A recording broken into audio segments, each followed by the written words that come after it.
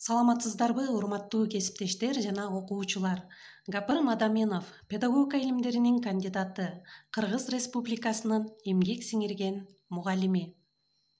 Сиздер менен мен Талас облусундагы Жаш мугалимдер мектебинин координатору, агайдын шакирти Салтанат Бейшенова.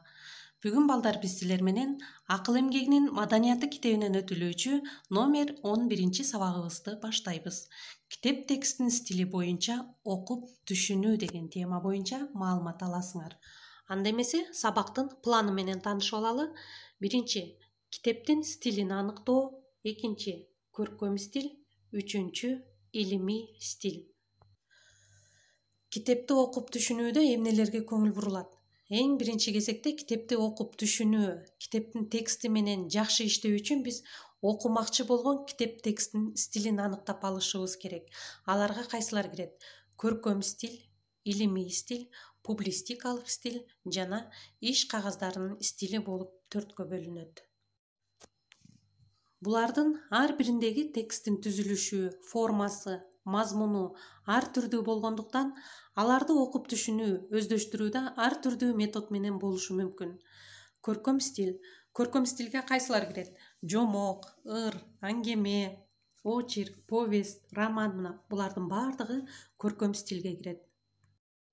Ал өзү балдар төмөнкүлөрдөн турат. Көркөм стилге кайсылар тиешелүү?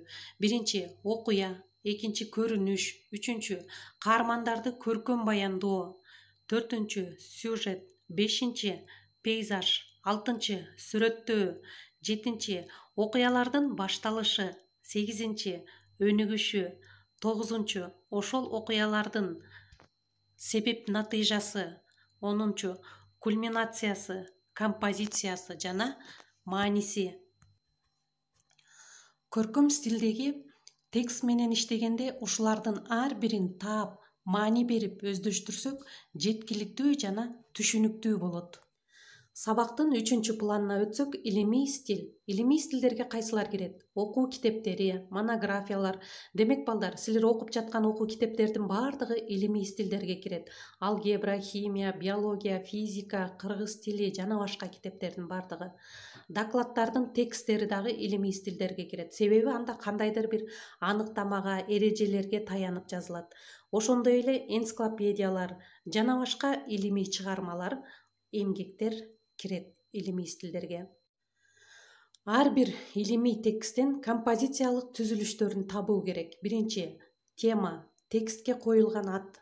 Экинчи, негизги ой, тезисин табып алуу. Үчүнчү, аргумент, факт, далил, мисал жана корутундуларды табуу.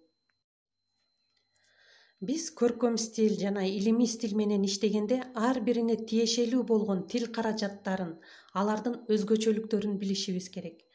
Көркөм стилде баяндоо, сүрөттөө, ой жүгүртүү, диалог, көркөм сөз каражаттары, ошондой эле адамдардын, каармандардын ички сезимдери, психологиялык, эмоционалдык абалдары көп кездешет. Ал эми илимий стилде тезис, аргумент, факт, далил, анализ, синтез, илимий теориялык термин, түшүнүктөр менен так, даана, логикалуу, ыраттуу сөздөр менен берилет. Демек, көркөм стилге салыштырмалуу илимий стилдеги тексттер татаал, түшүнүү кыйын экендиги баарына белгилүү. Эгерде көркөм чыгарманы 1-2 жолу окусаң түшүнүктүү болсо, ал эми илимий эмгекти ойлонуп 4-5 жолу окууга туура келет.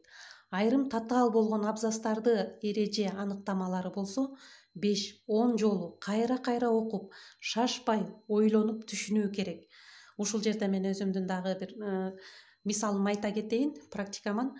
Номер 6 сабакты силерге ажыпокту даярдаада мен 5-10 жолу эмес, мен ал теманы 10-20 жолу окуган элем да. Ошону силерге дагы бөлүшө кетейин. Ошол сөзүмдү тастыктоо үчүн мен кечээ күнү агай менен биргеликте бир вебинарда катыштым эле.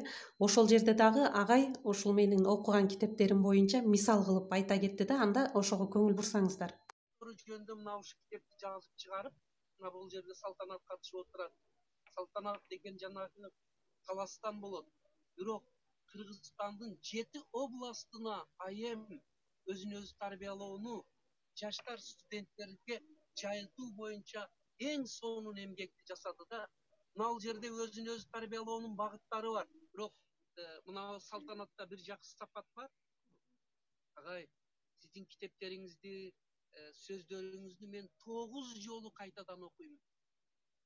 Сүйлөгөндөрүңүздү жазып алам дагы, 9 жолу кайтадан угам деп. Анткени мен адабий чыгарып айтпайм да, жана Нурсултан өтө эле туура айтыптыр, мен коштоп сүйлөп, оюмду айтып турам дедим эле, бирок мындай кичине татаал Демек, айрым татаал болгон темаларды, абзац, эреже, аныктамаларды сөзсүз түрдө 5, 10, 15 жолу кайра окуп, шашпай ойлонуп өздөштүрүш керек. Ошол себептүү илимий стилдеги текст менен иштерде акыл эсте, сергек кылып, көңүлдү бир жерге топтоп, колго калем алып, анын эң негизгилеринин астын сызып, ой жүгүртүп, өжөрлөнүп, умтулуу менен иштөө зарыл. Демек, балдар, мына ушуну менен бүгүнкү сабагыбызды жыйынтыктайбыз. Көңүл бурганыңыздарга чоң рахмат. Кийинки сабактарда кездешкенче сак саламатта болуңуздар.